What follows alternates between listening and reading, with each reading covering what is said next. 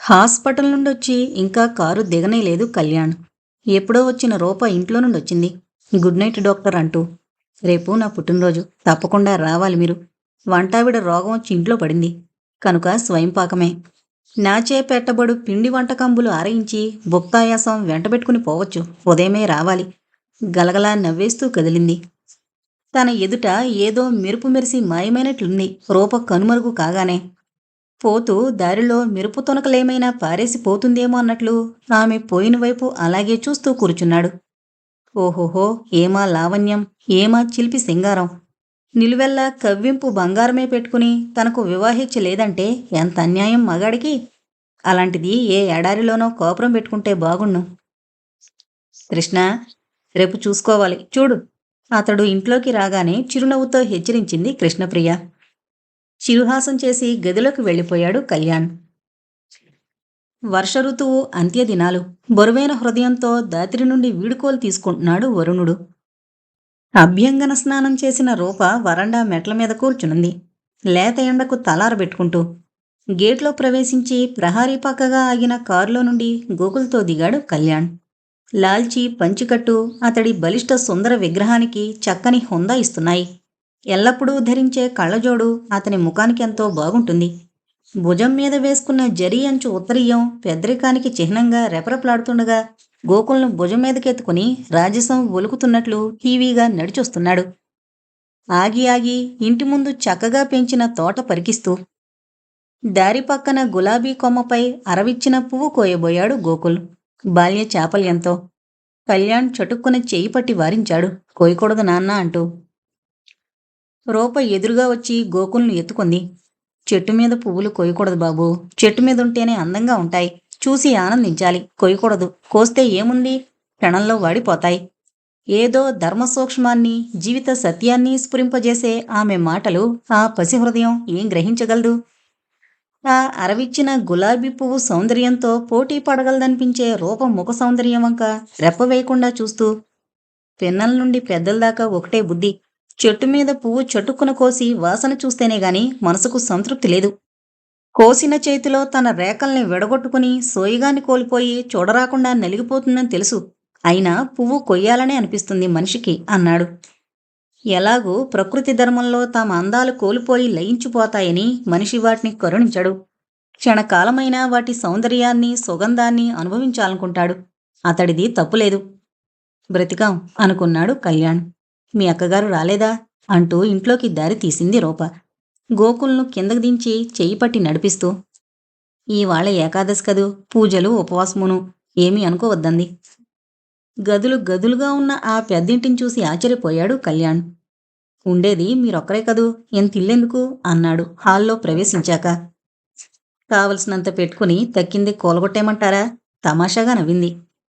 అది కాదు, ఎంతిల్లు అద్దెకి తీసుకున్నారెందుకు అని. అద్దెకు కాదండోయ్. అయితే నా జీతమంతా తగలేసినా ఇంతిల్లు రాదు. ఇది మా వదినిల్లు. ఆవిడ తల్లికొక్కతే సంతానం. తల్లి ఆస్తంతా ఆమెదే. ఓహో. కాలేజీలో తీయించుకున్న గ్రూపు ఫోటో ఒకటి గోడన వేలాడుతోంది. కళ్యాణ్ పరిశీలనగా చూసి, మీకు కుడిపక్కనున్న ఆమె పేరు రత్న కదూ అని అడిగాడు ఆశ్చర్య కుతూహలంతో. రత్నే, మీరెరుగుదురా? రైల్లో పరిచయం అంతే. ఆమెది ఏ ఊరో మీకు తెలుసా? తెలీదు, కానీ ఇక్కడికి సమీపంలోనే ఏదో పల్లెటూరు అనుకుంటాను. తండ్రి లేడని, తల్లికొక్కతే సంతానమని, బాగా స్థితిపరులని తెలుసు. ఇంటర్ నుండి ఎంఏ వరకు నా క్లాస్మేట్. యూనివర్సిటీకి రెండవదిగా పాస్ అయింది. తర్వాత ప్రేమించిన లెక్చరర్తో వివాహమై అత్తవారింటికి వెళ్ళిపోయింది. ఆమె అత్తవారి ఊరైనా మీకు తెలుసా? తెలీదు. మీకెందుకు ఆమె సంగతి? ఊరికినే. ఒక్క నిట్టూర్పు విడిచాడు కళ్యాణ్. ఒక విధంగా సంతృప్తి చెందాడు. గోకుల్ తల్లిదండ్రుల రహస్యం ఇలాగే తెలియకుండా దాగిపోవడమే నయం అనుకుని. భోజనానంతరం తాంబూలో చర్వణం చేస్తూ కూర్చున్నాడు కళ్యాణ్. రూప పడక గది నుండి ఏదో ఫోటో తీసుకొచ్చాడు గోకుల్. కళ్యాణ్కిస్తూ, అమ్మ జ్యోత పెట్టమంతే పెట్టాను దీనికి అని చెప్పాడు. అమ్మా, అమ్మేవర్రా? గోకుల్ ద్వారం కేసి వేలు చూపించాడు. వంటింట్లో పని ముగించుకునొస్తున్న రూపను చూసి. ఎవరు చెప్పారు ఆమెను అమ్మా అనాలని? తిరిగి రూపవంకే చూశాడు. ఆ చర్యలో ఏదో అర్థం స్ఫురించగా క్రీగంట వీక్షించాడు రూపను. సిగ్గుతో అరుణిమ దాల్చవలసిన ఆమె ముఖం నల్లబడింది. టేబుల్ మీదుంటే కుల్చేకి తెచ్చా. చేతులు తిప్పుతూ చెప్పాడు ఏదో ఘనకార్యం చేసినట్లు. ఫోటో కింద రాసింది కృష్ణని. కళ్యాణ్ ఆశ్చర్య సంభ్రమాలతో అన్నాడు. ఇతడు ప్రముఖ చిత్రకారుడు కిషన్ కదూ? తల ఊపింది రూప. మీకు తెలుసా? తెలిగిపోవడమేమిటి? ఏదో చిత్రకళా ప్రదర్శనంలో ఇతడితో పరిచయమైంది. పాపం పాముకాటుతో చనిపోయాడని ఆ మధ్య పత్రికలో చదివాను. ఇతడు మీకు బాగా తెలిసినట్లుంది. మా ఊరివాడు, మా బంధువు. సెలవుల్లో సరదాగా ఇతడి దగ్గర చిత్రాలు గీసుకునేందుకు వెళ్లేదాన్ని. 2 ఏళ్లవుతోంది తను చనిపోయి, విచారంగా చెప్పింది. ఇతడికి నమస్కారం పెట్టించారా గోకుల్ చేత? ఎందుకు? అంతటి కీర్తి పురుషుడు కావాలని బాబూ. ఏదో ఒకటి చెప్పక తప్పదన్నట్లు చెప్పింది ఫోటో అందుకుంటూ. ఫోటోకు పూజ చేస్తున్నారనడానికి గుర్తుగా కుంకుమ చారికలున్నాయి. సందేహ ఆందోళనకు లోనైంది కళ్యాణ్ హృదయం. అతడి ఫోటో పెట్టుకుని పూజించేటంత సాన్నిహిత్యం ఏర్పడిందా అతడితో రూపకు? ఫోటో లోపల పెట్టేసొచ్చింది రూప చిరునవ్వు ముఖంతో. అభ్యంగనం వల్ల ద్విగుణీకృతమైన ఆమె సౌందర్యం కళ్యాణ్ ఆలోచనను పారదోలింది. కళ్యాణ్ సోఫా వెనక నిలబడి అతడి వీపు మీద వాలున్న గోకుల్తో ఆట ప్రారంభించింది రూప. వంగి గోకుల్ను ముద్దాడుతున్నప్పుడల్లా రూప చెంప కళ్యాణ్ శిరస్సును తాకుతోంది. సోగ వెంట్రుకలు అతడి భుజాల మీద జీరాడుతున్నాయి. ఆమె ఆడుతోంది గోకుల్తోనో తనతోనో తేల్చుకోలేకపోతున్నాడు కళ్యాణ్. రూపకు బహుమతిగా ఇవ్వడానికి తెచ్చిన పుష్యరాగం పొదిగిన ఉంగరం గోకుల్ చేతికిచ్చి అమ్మకీ నాన్న అన్నాడు. బాబు చేతి నుండిస్తే అతడిచ్చినట్లే, మీరిచ్చినట్లు కాదు నవ్వుతూ అంది. అయితే చెయ్యలా ఇవ్వు. గోకుల్ నుండి ఉంగరం తీసుకుని ఆమె చేతిని చనువుగా అందుకున్నాడు. రూప ముఖపద్మం చుట్టూ చూపుల భ్రమరాలను భ్రమింపజేస్తూ. కోమలంగా ఉన్న ఆమె చేతివేలకి ఉంగరం తొడుగుతూ కళ్ళలోకి ఓరగా చూసి సొగసుగా నవ్వాడు. వల్పు బాసలేమైనా చెయ్యినా రూపా? చిలిపిగా మృదువుగా అన్నాడు. రూపముఖం వెలవెలబోవడం అతడు గుర్తించనేలేదు. ఆమె ముఖాన్ని 2 చేతులు అందుకొని ఆమె పెదవులపై సున్నితంగా ముద్దు పెట్టుకుంటూ పకపకా నవ్వాడు. బెదిరిపోయిన లేడిలా కళ్యాణ్ చేతిలో నొక్కబడుతోన్న తన చేతిని విడిపించుకుని ముఖం చేతుల్లో దాచుకుని పరిగెత్తిపోయి పడక గదిలో పడి తలుపులు బిగించుకుంది. రూపా, రూపా! కంగారుగా తలుపు తట్టాడు కళ్యాణ్. వెక్కి వెక్కి ఏడుస్తున్నట్లు వినిపించి నిశ్చేష్టుడయ్యాడు. రూపా, తలుపు తీ! తలుపు తెరవబడలేదు. ఏడుస్తున్న శబ్దం వినిపిస్తూనే ఉంది. కళ్యాణ్ కిటికీ దగ్గరికి వెళ్లి లోనికి తొంగి చూశాడు. మంచం మీద బోర్లా పడి కుమిలి కుమిలి ఏడుస్తోంది రూప. ఏం చెయ్యాలో తోచలేదతనికి. నా మాట వినండి. మీరు ఇవ్వని చనువు ఏమైనా నేను తీసుకునుంటే క్షమించండి. వస్తానికా? మందస్వర అన్నాడు. గోకుల్నెత్తుకుని బయటపడ్డాడు. కృష్ణప్రియ వరండాలోకి ఎదురొచ్చింది. ఏమంటోంది నీ రాజకుమారి? మెప్పించే పని ఏమైనా చేశావా లేదా? నమ్మకూడ నాడది. దాని మాటకెత్తకు నా దగ్గర. చరచరా తన గదిలోకి వెళ్ళిపోయి విసురుగా తలుపు వేసుకున్నాడు కళ్యాణ్. ఆశ్చర్యపోయింది కృష్ణప్రియ తమ్ముడి ప్రవర్తనకు. ఏం జరిగింది కృష్ణ? ఏదీ చెప్పకుండా తలుపులు బిగించుకుని కూర్చుంటే ఏమనుకోవాలి నేను? తలుపు తట్టి తట్టి విసిగిపోయింది. సాయంత్రం 4ంటికి హాస్పిటల్కు వెళ్లడానికి బయటకొచ్చిన తమ్ముడిని చూసి ఒక్క నిట్టూర్పు విడిచింది కృష్ణప్రియ. తాగినవాడి కళ్ళల్లా అతడి కళ్ళు అరుణిమ దాల్చున్నాయి. కళ్యాణ్ కొట్టిన బంతి రివ్వునొస్తోంది. బ్యాటెత్తి పరిగెత్తాడు గోకుల్. బంతి అతడి పైనుండి వెళ్ళిపోయింది. అతడు బోర్లా పడ్డాడు. బ్యాట్ అంత దూరం వెళ్ళి పడింది. వరండాలో నిల్చుని తండ్రి కొడుకుల ఆట ముచ్చటగా చూస్తోన్న కృష్ణప్రియ చెబితే ఎందుకు వింటావ్? శాస్తి జరగద్దు అంటూ పరిగెత్తింది. ఎప్పుడో వచ్చి వారి ఆట చూస్తున్న రూప కూడా బాబు దగ్గరికి పరిగెత్తింది. కాని వారికంటే ముందే బాబు దగ్గర వాలిన కళ్యాణ్ అతన్ని ఎత్తుకుని కంగారు కంగారుగా అతడి ఒళ్లంతా నిమరసాగాడు. దెబ్బలు తగిలాయే నాన్న, ఏది ఎక్కడా అంటూ. మోకాలి చిప్ప గెడ్డము రాచుకుపోయి రక్తం చెమర్చుతోంది. కళ్యాణ్ కంఠం కౌగులించుకుని గుక్కపట్టి ఏడుస్తున్నాడు గోకుల్. వేలెళ్ళేడు, వీడికొక బ్యాట్ కావాలట. చూడు రూపా, మొన్న తండ్రి బ్యాట్ తీసుకుని ఆటకు వెళుతుంటే చూశాడు. నాకు కావాలంటూ మారం చేసి తెప్పించుకున్నాడు. ఈ తండ్రికి వీడి చేష్టలన్నీ మురిపాలే కదూ. కృష్ణప్రియ ప్రేమపూర్వకమైన సాధింపులు చెవిని పడుతుండగా గోకుల్ని తీసుకుని లోనికి వెళుతూ రూపకేసి కోరగా చూశాడు కళ్యాణ్. వచ్చావు ఎందుకు? మాయిలాడివి. ఎక్కడ నేర్చావో కవ్వింపులు, ఆపై విదిలింపులు. రూపను హాల్లో కూర్చోబెట్టి కాఫీ ఇచ్చింది కృష్ణప్రియ. తాగాక ఒకపొడిచ్చి ఆమె భుజం మీద చేయి వేసి, నా మీద ఏ కొంచెం స్నేహాభిమానాలున్నా మొన్న ఏం జరిగిందో చెప్పాలి అంది కృష్ణప్రియ ఆమె కళ్ళలోకి సూటిగా చూస్తూ. రూపముఖం వివరణమైంది. డాక్టర్ని అడగచ్చుగా అంది ముఖం కిందకి దించుకుని. మందస్వరంతో అంది కృష్ణప్రియ. చిన్ననాడే తల్లిదండ్రులు పోగొట్టుకున్న దురదృష్టవంతులు నేను, కళ్యాణు. మేనమామ ఆదరించాడు కనుక ఈనాడు ఈ విధంగా మనుషులుగా నిలవగలిగాం. దురదృష్టం కొద్దీ ఆయన దయాభిమానాలకు కూడా దూరమయ్యాం. చక్కగా సాగిన ప్రతి లత పుష్పించదు. కొన్ని లతలు పుష్పించినా సంతానవతులు కాలేవు. కాని తన జాతిని నిలబెట్టుకోగల ఏ ఆధారమో ఉండి తీరుతుంది. నా జీవనం, పెన్నిది, నా దైవం నన్ను విడిచిపోయారు. నా జీవనలత పుష్పించి పుష్పించకముందే నాకు కళ్యాణ్ తప్ప ఆధారం ఎవరూ లేరు. అతడి శాంతి సౌభాగ్యాలే కాంక్షిస్తూ జీవిస్తున్నాను. అతడి జీవితంలో ఏర్పడిన విచిత్రం చూడు రూపా. తల్లిదండ్రుల మమకారానికి దూరమై వదిలివేయబడిన బిడ్డకు తను తండ్రి అయ్యి ఆ బిడ్డను తల్లిగా ఆదరించగల స్త్రీని తప్ప అతడు వివాహమాడే స్థితిలో లేడు. ఏ వయస్సుకు ఏది అవసరమో అది లభ్యమైతేనే ఆ జీవితానికి సంతృప్తి, సార్థకాలు. తావిలేని పువ్వులా ఎల్లాలేని అతడి జీవితం నిరర్ధకం. రూపా, నీ చేతులు పట్టి ప్రార్థిస్తున్నాను. కళ్యాణ్కు భారీగా, గోకుల్కు తల్లిగా ఈ ఇంట్లో ప్రవేశించాలి నువ్వు. ఈ ఇంటికి వెలుగు తీసుకురావాలి. నువ్వు తప్ప ఈ స్థానానికి ఎవరూ అర్హులు కాలేరు. నా మాట కాదనుకు రూపా. అణుచుకోలేని ఆవేశంతో రూప చేతులు తన చేతుల్లోకి తీసుకుని అశ్రుపూర్ణ నేత్రాలతో ఆమె ముఖంలోకి చూస్తూ ఉండిపోయింది. క్షమించు కృష్ణక్క. ఆమె చేతుల నుండి తన చేతులు విడిపించుకుని నిస్సహాయంగా రోదిస్తూ వడివడిగా వెళ్ళిపోయింది రూప, ముఖం కొంగులో దాచుకుని. రూప సంబోధనకు రెక్కలు తెగిన విహంగల్లా కుప్పకూలిపోయిన కృష్ణప్రియ కృష్ణక్క అన్న తమ్ముడు ఉరిమిలాంటి పిలుపుతో అదిరిపోయింది. గోకుల్ దెబ్బలకు అయోడిన్ రాస్తూనే వచ్చిన కళ్యాణ్ ఆడదాన్ని కాళ్ళు పట్టుకుని పెళ్లాడవలసిన దిక్కుమాల గతి నాకేం పట్టింది అంటూ గద్దించాడు. నెరజాణ, మనసులో సోదరభావం ఉంటే మనిషి భామావేషాలెందుకు వెయ్యాలో? వెటకారంగా నవ్వుతున్న తమ్ముడిని చూసిన కృష్ణప్రియ మనసు చివుకుమంది. రూప వేషాలు వేసే రకం కాదు. ఆమెది మంచి మనసు. అసలు సంగతేమిటో బయటపడందే నా ఆశ, ప్రయత్నం వదులుకోను. ఇది మాత్రం నిశ్చయం అంది గంభీరంగా. నా ఇల్లాలుగా కాదు, అసలది నా ఇంట్లో అడుగు పెట్టేది చూస్తాను. భీకరంగా గర్జించి బూట్లు ధనధన చప్పుడు చేస్తూ వెళ్ళిపోయాడు కళ్యాణ్. ఒక మిత్రుని పెళ్లి శుభలేఖ అందుకొని 2 రోజుల క్రితం పెళ్లికి వెళ్లిన కళ్యాణ్ తిరిగొచ్చాడు 10 గంటల రాత్రి వేళ. తన గదిలో కూర్చున్న కృష్ణప్రియ లేచొచ్చింది తమ్ముడొచ్చిన అలికిడి విని. పెళ్లి బాగా జరిగింది. గోకుల్ పడుకున్నాడాక? నా దగ్గరే పడుకున్నాడు. కాలు కడుక్కో, పద వడ్డిస్తాను. కళ్యాణ్ భోజనం చేసి తన పక్క సర్ది గోకుల్ను తెచ్చుకోవడానికి వెళ్ళాడు కృష్ణప్రియ గదిలోకి. గోకుల్ నిడితే నా దగ్గర పడుకోబెట్టుకుంటాను అన్నాడు.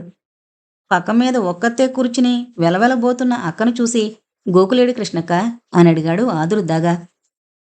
తను చెప్పబోయే సంగతి తమ్ముళ్ళో కలిగించే క్రోధార్భాటాల్ని ఊహించిన కృష్ణప్రియ తన భయాన్ని చిరునవ్వులోకి మార్చేస్తూ, నీ గోకుల్ని ఏ రాక్షసుడు ఎత్తుకుపోలేదులే, ఎందుకంత కంగారు పడతావు అంది.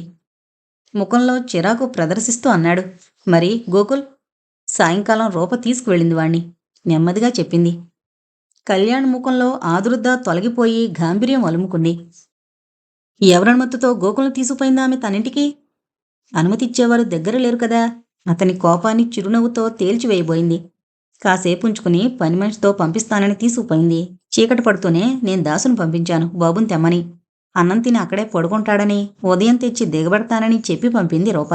ఎలాగూ నువ్వు లేవు కదా, ఉండని అనుకున్నాను. ఒక్క క్షణం నా బాబు దానింట్లో ఉండడానికి వీల్లేదు. విసురుగా వెళ్ళాడు. బయట గదిలో ముసుగు తన్ని పడుకున్న నౌకర్ని లేపి, దాసు, రూపాదేవి ఇంటికి వెళ్ళి గోకుల్ని తీసుకురా వెళ్ళు అంటూ ఆజ్ఞాపించాడు. ఇంత రాత్రివేళ ఎందుకండి, ఉన్నయండి, రేపు ఉదయం తీసుకొస్తాను. నిద్రమత్తులో సణిగాడు దాసు. వెధవా, ఎదురు చెప్పడం ఎప్పటినుంచి నేర్చావు? యజమాని గద్దింపుతో నిద్రమబ్బు విడిపోగా లేచి పరిగెత్తి వెళ్ళాడు దాసు. కళ్యాణ్ వెళ్ళి మంచం మీద ముళ్లమీద కూర్చున్నట్లుగా కూర్చున్నాడు గోకుల్ కోసం ఎదురు చూస్తూ.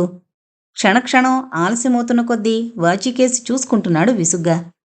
అరగంట తర్వాత వచ్చాడు దాసొక్కడే. యజమాని తీక్షణ స్వభావం ఎరుగున్నాడు కనుక సంకోచిస్తూ భయపడుతూ చెప్పాడు. చిన్నబాబు గారు నిద్రపోతున్నారండి. నిద్రపోతున్న వాణ్ణి లేపి ఎలా పంపించమన్నారండి అమ్మగారు. ఉదయం తామే స్వయంగా. వెధవ సనుగుడు చాలించి వెళ్ళు.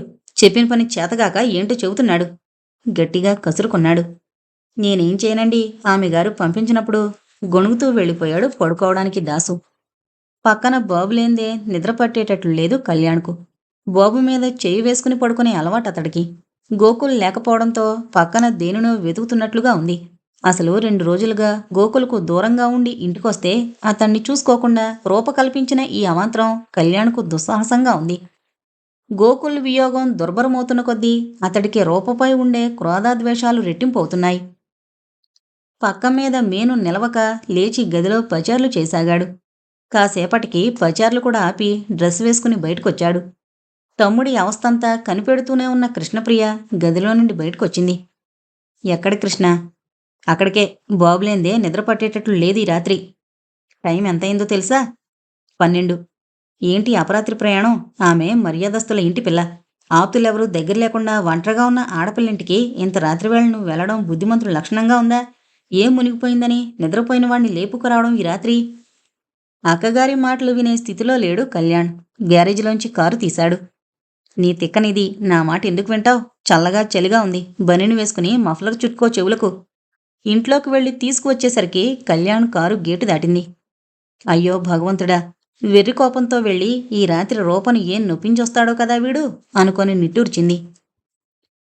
హేమంత ఋతువు, గజగజలాడించే చలి. చల్లగా మంచు కురుస్తోంది. కదిలితే కొరుకు తినేటట్లున్న ఆ చలిబాధ కళ్యాణ్కు తెలిసినట్లు లేదు. కారు రూప ఇంటి ముందు ఆపి వెళ్లి తలుపు తట్టాడు. నిద్రకళ్లతో తలుపు తీసింది రూప. మీరా? బాబును తీసుకుపోవడానికొచ్చాను. ద్వారంలో నిల్చున్న రూపను రాసుకుంటూ లోనికి వెళ్ళాడు కళ్యాణ్. గాఢ నిద్రలో ఉన్నాడు బాబు. నిద్రాభంగం చేసి తీసుకువెళ్ళమేమిటి ఇంత రాత్రి ఈ చలిలో? ఆహా, తీసుకువెళ్ళడానికే వచ్చాను. అసలు మీరు ఎవరి అనుజ్ఞంతో బాబును తెచ్చుకున్నారు? కళ్యాణ్ పరుష కట్టుధోరణికి తలవాల్చి నిల్చుంది రూప. వెచ్చగా దోమతెరలో పట్టెమంచం మీద పడుకునున్నాడు గోకుల్. అతడికి కప్పిన సాలువా తొలగించి నెమ్మదిగా భుజం మీదకెత్తుకున్నాడు. గోకుల్ చెవులకు చుట్టిన మఫ్లర్ ఊడి కింద పడింది. అందుకోకుండానే వెళ్ళిపోయాడు కళ్యాణ్. వెనక నిలువున మనిషి విరుచుకుపడిన శబ్దం వినిపించినా అతడు ఆగలేదు. అమ్మగారు పంపించారండి నన్ను. ఎందుకు? బాబును తీసుకురమ్మన్నారండి. ఇవాళ సెలవట, ఇంట్లోనే ఉంటారట. ఒక్కదానికి ఏం తోచడం లేదని బాబును తీసుకురమ్మన్నారండి. సాయంత్రం అమ్మగారే తెచ్చి దిగబడతారట బాబును. డాక్టర్ గారు పంపించనున్నారు బాబును అని చెప్పు. సాయంత్రం తీసుకొస్తారట. ఏంటో ఆ అమ్మగారికి వాళ్ళ మాలిన ప్రేమ పిల్లలంటే. మీ బాబుగారి మీద ఇంకా మక్కువ అమ్మగారికి. అయితే కొరకొరా చూశాడు. పంపించనని చెప్పు. పొద్దుపోకపోతే పిల్లలతో ఆడుకోవాలనుకుంటే బజార్లో ప్లాస్టిక్ బొమ్మల బోల్డని దొరుకుతాయి. ఎన్ని కావలిస్తే అన్నీ తెచ్చుకుని చుట్టూ పెట్టుకుని ఆడుకోమను. పిల్లలంటే వాళ్ళ మాలిన ప్రేమ ఉంది. మంది పిల్లలకి ఎగబడే బదులు మెడలో 3 ముళ్ళు వేయించుకుంటే ముందుకల్లా ముత్యాల్లాంటి బిడ్డనెత్తుకోవచ్చునే. కృష్ణ! కోపంగా అరిచింది కృష్ణప్రియ. ఇష్టముంటే పంపించు, లేకుంటే లేదు. వచ్చిన మనిషితో ఏంటా విక్రింపులు ఎక్సెకాలు? మంచి మర్యాద మంటగలిసిపోతున్నాయి. గోకులు వ్యామోహంలో పడి ఆ సంస్కారము సహృదయత ఏమైపోయాయో తెలియడం లేదు. మోటు తెలావు. నా ఇష్టం. గోకుల్ నావాడు. గోకుల్ నీ వాడు కాదని ఎవరన్నారు? ఊరికే రోడ్డు మీద పడిన వస్తువుపై బాటసార్లందరికీ హక్కుంటుంది. ఒకరి చేతిలో పడ్డాక వారికి హక్కుంటుంది. అది నాకు కావలసింది. ఏంటో వెర్రి మతంలో పడిపోయావు కృష్ణ. చూస్తూ భరించలేను. ఒక ఇంటివాడివి కాగల గీత లేనట్లుంది. అదే లేకపోయాక నా ప్రయత్నాలేం ఫలిస్తాయి? నీ ఇష్టం. గోకుల్ గోకుల్ అంటూ గోకుల్ను నెత్తిన పెట్టుకుని ఊరేగు. నేను ఈ 2-3 రోజుల్లో నా ఊరికి వెళ్ళిపోతున్నాను. తమ్ముణ్ణి బెదిరింపజూసిన అక్కగారే బెదిరిపోవలసొచ్చింది. అతడి సమాధానం విని, నీ ఊరికి నువ్వు వెళ్ళిపో. నేను దేశం వదిలిపెట్టి వెళ్ళిపోవాలనుకుంటున్నాను. గోకుల్ని తీసుకుని అందుకేర్పాట్లు ప్రారంభించాను కూడా. చీకటి పడింది తెలీదా కృష్ణ? లైట్ వేసుకోకుండా గదిలో ఏం చేస్తున్నావు? ఆశ్చర్యపోతూ కళ్యాణ్ గదిలోకొచ్చింది కృష్ణప్రియ. గోకుల్, నా గోకుల్! కంపిత గాత్రంతో పలవరిస్తూ సన్నగా రోదిస్తోన్న ధ్వని విని అదిరిపోయిన కృష్ణప్రియ ఏమొచ్చిందయ్యా అంటూ లైట్ వేసింది. గోకుల్ను వక్షస్థలంపై పడుకోబెట్టుకుని అబలలా రోదిస్తోన్న కళ్యాణ్ కన్నీళ్లు చెంపల మీద కాలువలు కట్టాయి. ఏంటిది కృష్ణ? ఏమైందయ్యా? హడలెత్తిపోతూ అతన్ని తట్టింది. గోకుల్ అంటూ బౌరుమన్నాడేగాని మాట పెగల్లేదు కళ్యాణ్కు. అతడున్న దయనీయ స్థితికి కారణం తెలియక కృష్ణప్రియకు మతిపోయినట్లనిపించింది. గోకుల్కేమైందిరా? హడలెత్తించి చంపక చప్పును చెప్పరా? గోకుల్ను గుండెలకింకా ఇంకా గట్టిగా అదుముకుని ఏడుస్తూనే ఉన్నాడు. అయోమయంలో పడిపోయిన కృష్ణప్రియకు గదిలో చెల్లాచెదురుగా పడున్న కాగితాలేవో కనిపించాయి. అన్నీ ఏరి వరుసగా పెట్టి టేబుల్ మీదున్న గుండుసూది గుచ్చి చదవడానికి ఉపక్రమించింది ఆత్రంగా. తమ్ముడి దైన్యావస్థకు కారణం అందులోనే ఉందన్న నమ్మకంతో. శ్రీ కళ్యాణ్ చక్రవర్తి గారు, మీకు రాస్తున్నది లేఖ అయినా తెలియజేసేది ఒక విధివంచిత భగ్న ప్రణయగాథ. సంఘభీతిచే కన్నబిడ్డకు దూరమై దుర్భర కఠోర శోకంతో కుమిలి కృశించిపోతున్న ఒక మాతృమూర్తి కరుణ బాష్పగాథ. తొలి పర్వంలోని స్త్రీకి భర్త చనిపోతే సంఘం కొండంత సానుభూతి ప్రకటిస్తుంది. అయ్యో చిన్నది పాపం అంటారు. అటువంటి సానుభూతికి నోచుకోవడానికి నేను వివాహిత స్త్రీని కాను. ప్రేమకు పెళ్లి ప్రమాణం కాదని భావించిన నేను వివాహం కాకముందే వలచి వలపించుకున్న పురుషుడికి ఆత్మార్పణంతో పాటు దేహార్పణం కూడా చేసుకున్నాను. కలిసి జీవించడానికి వివాహబంధం పడేలోగా అతడిని విధి క్రూర సర్పమై కాటువేసి నా నుండి విడదీసింది. 3 ముళ్ల బంధం పడకుండానే శీలభంగం పొందాను కనుక పతితను. ఆ వెదవకుండే సానుభూతి గౌరవాలు ఈ మానహీనకెక్కడా? ఓహ్, ఏమి చిత్రాలీ సంఘధర్మాలు! ఆ వెదవకుండే శోక సంక్షోభాలు ఈ పతిత అనుభవించదా? అయితే సానుభూతి మాత్రం ఒకరికే. నువ్వు చేసింది పాపం, శిక్ష అనుభవించవలసిందే అన్నట్లు విధి కఠోర శాపంలా జరిగినగాద మాసిపోయినా మచ్చగా నా కళంకిత జీవితానికి ప్రత్యక్ష నిదర్శనంగా నెలతప్పింది. అబ్బా, విధి వింత చేష్టల్లో ఎంత క్రౌర్యం! నన్ను పట్నం పంపించి కాలేజీ చదువులు చదివించడానికి అమ్మా నాన్నలకి ఎంతమాత్రం ఇష్టం లేదు. వారికి నేను అన్నయ్యే సంతానం. ఆడపిల్లనని నేనంటే ప్రేమ అధికం అమ్మా నాన్నలకు అన్నయ్యకు. ఎంత ధన సంపదున్నా మగవాడికి విద్యా సంపద కూడా ఉండాలి కదా. అన్నయ్యను బస్తీ పంపించి చదివించక తప్పదు. ఎంత విడిచి ఉండలేకున్నా కొడుకును పంపించి బిడ్డను కూడా పంపించి ఒంటరిగా ఉండిపోవడానికి ఇష్టపడలేదు అమ్మా నాన్న. ఆడపిల్లకేమిటి చదువులు, ముచ్చటగా 3 ముళ్ళు వేయించి ముద్దు ముచ్చట్లు చూసుకుంటాం అన్నారు. నేను మంకు పట్టుపట్టి కూర్చోవడం వల్ల, తను నన్ను విడిచి ఉండలేకపోవడం వల్ల తనతో పాటు ఉంచి చదివించడానికి బలవంతాన ఒప్పించాడు అమ్మా నాన్నలను అన్నయ్య. అన్నయ్య ఎంఏ పాస్ అయ్యాడు. ఇంక 2 సంవత్సరాల్లో పూర్తి కానున్న నా చదువు కోసం లెక్చరర్గా ఉద్యోగం వేయించుకున్నాడు మా కాలేజీలోనే. ఉద్యోగం తాత్కాలికమే. తర్వాత వదిలేసి స్వగ్రామం చేరి ఇంటి వ్యవహారాలు చూసుకోవాలని అన్నయ్య ఆకాంక్ష. నాన్నకు వృద్ధాప్యం పైపైన పడుతోంది మరి. సెలవుల్లో ఇంటికొచ్చాం నేను అన్నయ్య. వచ్చిన 2వ రోజో 3వ రోజో అనుకుంటా. ఉదయం నాన్నతో అన్నయ్యతో కలిసి కాఫీ తీసుకుని నాన్న దినపత్రిక తిరిగేస్తుంటే ఊరుకునే కూర్చున్నాను వరండాలో. అన్నయ్య పొలంకేసి వెళ్ళాడు. నమస్కారమండి. నాన్న తలెత్తి చూసి పత్రిక మడుస్తూ, రావోయ్ కిషన్, బాగున్నావా? చాలా రోజుల తర్వాత నీ ఊరు గుర్తొచ్చిందా అని ప్రశ్నించాడు చిరునవ్వుతో.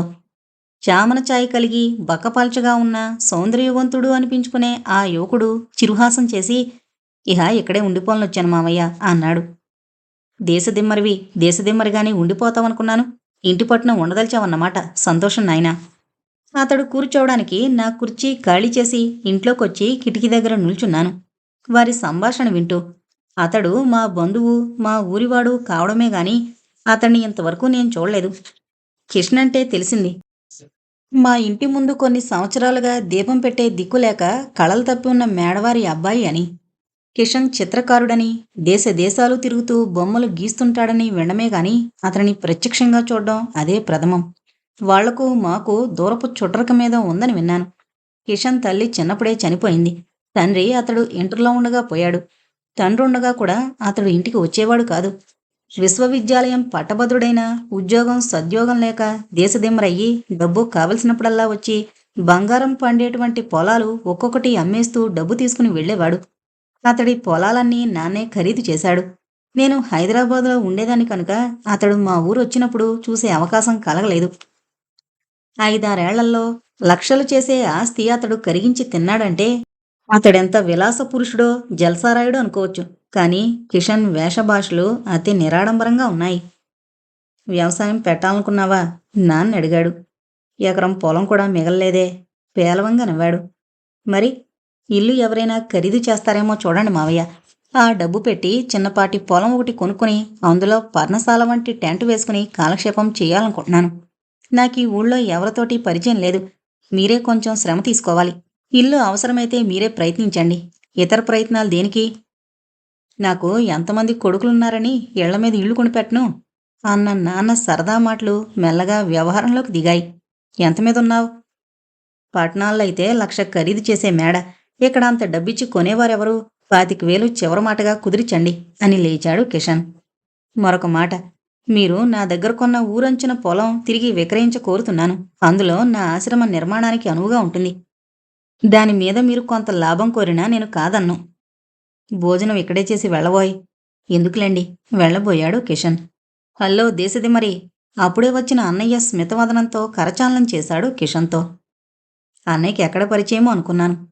ఏంటి ఇంటి మీద మనసు పోయిందా బాబు? నాన్న ద్వారా కిష్ణొచ్చిన వ్యవహారం విషయం తెలుసుకుని అదేమిట్రా తిరిగి తిరిగి స్వగ్రామంలో కాలు నిలుస్తోందని సంతోషించకుండా సన్యాసావతారమేమిటి, లక్షణమైన ఇల్లమ్ముకుని ఆశ్రమ నిర్మాణాలేమిటి అన్నాడు చనువుగా మందలింపు ధోరణిలో. కిషన్ మౌనంగా ఊరుకున్నాడు. పెళ్లి పెటాకులు అనుకునేదేమైనా ఉందా లేదా? మనం అనుకునేది ఏముంది, విధిరాత ఎలా ఉందో నిర్లిప్తంగా నవ్వాడు. కిషన్ ఇల్లమ్మడం ఖాయమేనని తెలిసి నాన్నతో అన్నాడు అన్నయ్య. ఇంటి ముందర ఇల్లు పరాయవారికి పోనివ్వడం దేనికి? చెల్లాయి పెళ్లి సమస్య ఇప్పుడు ముందుంచుకోలేదు కనుక ఆ విషయాలు ఆలోచించనవసరం లేదు. కానీ అది పెళ్ళయి అత్తవారింటికి పోతే విడిచి భరించగలమా? చెల్లాయిని బావగారిని ఇక్కడే ఉంచుకుని నా ఆస్తి సగం రాసిస్తాను. దాన్ని ఆ ఇంట్లో కాపురం పెట్టిద్దాం, మన కళ్ళ ముందుంటుంది. నాన్నకు అంతకంటే ఏం కావాలి? కిషన్ ఇల్లు ఖరీదు చేయడం, అతడు కోరిన భూమి తిరిగి అతడికి విక్రయించడం జరిగిపోయాయి. తిరిగి సెలవుల్లో వచ్చినప్పుడు అన్నయ్య తీసుకువెళ్ళాడు నన్ను కిషన్ ఆశ్రమం చూద్దాం రమ్మంటూ. ఊరంచున కొన్న పొలంలో కిషన్ ఆశ్రమ నిర్మాణమైంది. చుట్టూ చక్కని తోట, మధ్య చిన్న కుటీరం. గోముగా పచ్చగా పారిన వివిధ జాతుల లతలు, కన్నుల విందు చేసే వివిధ వర్ణాల జాతి పుష్పాలు, ఇంకా కాపు పట్టని రకరకాల ఫల వృక్షాలు చూసి పరవశిస్తూ కిషన్ కుటీరం సమీపించాం. అంతవరకు కిషన్ ఒడిలో లాలించబడుతోన్న పెంపుడు జింక ఒక్క గంతు వేసి నా దగ్గరకొచ్చింది. దాని సోగ కన్నులు చూస్తుంటే ముచ్చట వేసింది. ఆ మురిపంలో అది నా పైట చెరుగు నమలడం కూడా గమనించకుండా దాని మెడ చుట్టూ బాహువులు చుట్టి మోకాళ్ళ మీద కూర్చున్నాను. కిషన్ అది గమనించి, లేళ్లను చూస్తే లేమలు ఇట్టే పరవశమవుతారేమో, పారవస్యంలో పైట నమలడం కూడా కానకుండా ఉన్నారు అన్నాడు నవ్వుతూ నా వంక చూస్తూ. చొటుకున్న పైట లాక్కున్నాను దాని నోటి నుండి. కళాకారుడు అనిపించుకున్నాం అన్నయ్య ప్రశంసాపూర్వకంగా కిషన్ భుజం తట్టాడు. తోట చూస్తేనే చెప్పచ్చు తోటమాలి ఎలాంటివాడో. కళాకారులు చేసే ప్రతి పని కళాత్మకంగానే ఉంటుంది మరి. అన్నయ్యకు వంత పాడాను. చిరునవ్వు నవ్వాడు కిషన్. ఇది నా చెల్లెలు రూపవతి, ఎంఏ ఫైనల్లో ఉంది. నీ తోట చూద్దామని తీసుకొచ్చాను. రూపవతి. ఒక్కొక్క అక్షరాన్ని మృదువుగా నెమ్మదిగా ఉచ్చరిస్తోన్న ఆ కళాకారుడి చూపులు నాలోని కళలేవో వెతుకుతున్నాయి. అతడి చూపులను ఎదుర్కొనలేక నేలపై వాలాయి. కాలేజీలో సుందరులైన ఎందరు యువకులు చూపులు నేను నిర్వికారంగా నిర్భయంగా ఎదుర్కోలేదు. రెప్పలు వాలిపోవడం, గుండె దడదడా కొట్టుకోవడం వంటి వికారాలు ఎప్పుడూ కలగలేదే. ఏమిటి హృదయ స్పందన? పురుషుని వేక్షణానికి తట్టుకోలేక నేత్రాలు వాలిపోయే ఈ మధుర క్షణాలు ఎలాంటివి? అనిర్వచనీయమైన మధురానుభూతి, అస్పష్టమైన లజ్జాభావం హృదయంలో నిండిపోయి కనురెప్పల మీదకి పాకి కూర్చున్నాయి బరువుగా. మీరు వేసిన చిత్రాలు చూపెడతారా దయచేసి? బరువుగా కళ్ళెత్తి అతడి కేసి చూశాను. చెల్లాయ్, అతడెవరో పరాయివాడన్నట్లు మీరు గీరు అండి కొండి ఉపయోగిస్తున్నావేం? మనకున్న బంధుత్వం మరిచినట్లున్నావు. చక్కగా బావాని పిలువు నవ్వుతూ అన్నాడు అన్నయ్య. చెల్లాయి సంగీతమంటే చెవి కోసుకుంటుంది. స్వయంగా తనందులో ప్రవీణ్రాలు. వీణానాదం మంచినీళ్లు తాగినట్లే. చిత్రలేఖనంలో ప్రవేశం లేకపోయినా అభిమానం తక్కువ లేదు కిషన్తో అన్నాడు. బొమ్మలు గీయడం కూడా నేర్పుతారా బావగారు? అన్నయ్య మాటలకు పరాయిభావం తొలగిపోయి ఏర్పడిన సన్నిహితత్వంతో తేలికపడిన హృదయంతో ఉత్సాహంగా అన్నాను. గారు తోకలా తగిలించకపోతే గౌరవం లోపిస్తుందేమో స్నిగ్ధహాసం చేశాడు కిషన్. రండి చిత్రాలు చూదురుగాని. కిషన్ దారి తీయగా కుటీరంలో అడుగు పెట్టాం. 3 భాగాలుగా ఉన్న ఆ కుటీరంలో ఒకటి వంటగదిగా, ఒకటి పడక గదిగా, ఒకటి డ్రాయింగ్ రూమ్గా ఉపయోగించుకుంటున్నాడు కిషన్. కుర్చీలు గిరిచీలు లేవు. చిరుచాప పరిచి కూర్చోబెట్టాడు. నేను స్వేచ్ఛగా కూర్చోగలిగిన అన్నయ్యకు మాత్రం ఇబ్బంది అయింది. సూట్లో ఉన్నాడు. అన్నయ్య అవస్థ కనిపెట్టి పక్కున నవ్వాడు కిషన్. లేలే, ఈ పెట్టె మీద కూర్చో హాయిగా. తాను చిత్రాలు గీసే స్టాండ్ ముందు కుర్చీగా ఉపయోగించుకునే చెక్క పెట్టె మీద కూర్చోబెట్టాడు అన్నయ్యను. కిషన్ వేసిన చిత్రాలు వరుసగా చూపెట్టాడు. తన చిత్రలేఖనం ప్రారంభ దశలో ఉన్నప్పటివి, బహుమతులు అందుకొన్నవి, తనకు విశ్వవిఖ్యాతి తెచ్చిపెట్టినవి అన్నింటినీ సందర్భాలు వివరిస్తూ చూపెట్టాడు. అన్నయ్య అసలే ఆర్భాటం మనిషి. చిత్రకళలోని మంచి చెడ్లు తనకు తెలియకపోయినా కిషన్ను ఆకాశానికి ఎత్తేశాడు అతడు వేసిన ఒక్కొక్క చిత్రాన్ని చూసి. ప్రస్తుతం ఏం చిత్రిస్తున్నారు? కుతూహలంతో ప్రశ్నించాను. చిత్రం నిన్ననే పూర్తయింది, ఇంకా మొదలు పెట్టలేదు. కుటీరంలో నుంచి బయటకొచ్చాం. ఎక్కడ్నుండో పౌరాలు పల్టీలు కొడుతూ వచ్చి వాలాయి గుంపులు గుంపులుగా. కిషన్ భుజాల మీద కొన్ని, చేతుల మీద కొన్ని, నేల మీద కొన్ని వాలాయి. పౌరాలంటే నాకు ఎక్కడలేని మక్కువ. మనసు పొంగిపోయింది, పట్టుకోబోయాను. ఒక్కటీ చెక్కలేదు. కిషన్ చిరునవ్వు నవ్వి తన చేతితో నిమురుతోన్న పావురాన్ని నా చేతిలో పెట్టాడు. జాగ్రత్త, ఎగిరిపోతోంది అంటూ. పావురాలు కూడా పెంచుతున్నారా? పావురం రెక్కలు ప్రియంగా నిమురుతూ అడిగాను. పనేముంది, ఇదే వీడి సంసారం. ప్రకృతి గృహంలో పశువులు పక్షులు తన సంతానంగా పెంచుతున్నాడు. కిషన్ కుటీరంలోకి వెళ్లి పక్షులకు ఆహారం పట్టుకొచ్చి చల్లాడు. పావురాలన్నీ నేలమీద వాలాయి. ఏదో సంకేతంతో పిలిచాడు కిషన్. ఎక్కడ్నుండో గబగబా వచ్చాయి 2 నెమళ్ళు. వాటికి గింజలు చల్లాడు. ఇక వెళతాన్రా అన్నయ్య అన్నాడు. రోజూ సాయంత్రం వేళ షైరుగా వస్తుండండిటు ఆహ్వానం అందించాడు కిషన్.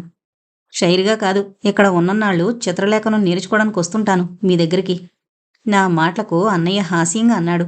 గురుదక్షిణ ఇప్పుడే ఏర్పాటు చేసుకో. తర్వాత అన్నీ తంటాలు. బంధువులు మరీ నిర్మోహమాటస్తులు. ఆయన కోరింది అన్నాను ముసుముసుగా నవ్వుతూ. ఇస్తారా? మందహాసం చేస్తూ అడిగాడు కిషన్. "ఉమ్, 2 పాటలు పాడి వినిపించండి చాలు." ఇప్పుడా? ఆశ్చర్యపోయాను. పొద్దుకుంకింది రేపు. ఆహా, రేపెప్పుడో పాడితే ఈ రమ్యతుండదు. చీకటి వెలుగుల సంధికాలంలో గోళ్లకు చేరుకోబోతున్న పక్షిగణాల సవడుల మధ్య పచ్చని తోటలో సుమసౌరభ సమ్మిళితమైన మలయ పౌనుని గిలిగింతలలో ఆకాశం అంచుల చేరబోతున్న కొంగల బోరులు చూస్తూ జవరాలి శ్రావ్యగీతం వినగల అదృష్టం ఎందరికీ కలిగిన అవకాశాన్ని జారవిడుచుకోమంటారా? పాడాలి, ఇప్పుడే పాడాలి. సరే అని పాడడం మొదలుపెట్టాను. ఏదో భావతన్మయతలో పాడుతున్న నేను కిషన్ నా పాటలో గొంతు కలిపి సన్నగా మధురంగా పాడడం గుర్తించనేలేదు. నా పాట అయిపోయినా అతడింకా ఆ పల్లవి ఆలపిస్తూనే ఉన్నాడు. మీరు పాడగలరు. ఏదో కొంచెం సంగీత జ్ఞానమేమీ లేదు, కానీ పాటంటే చెవి కోసుకుంటాను. నయం, ఇంతవరకు సురక్షితంగా ఉన్నాయి. అన్నయ్య అతడి చెవి మెలిపెట్టి వదిలాడు. కిషన్ నుండి సెలవు తీసుకుని బయలుదేరాం.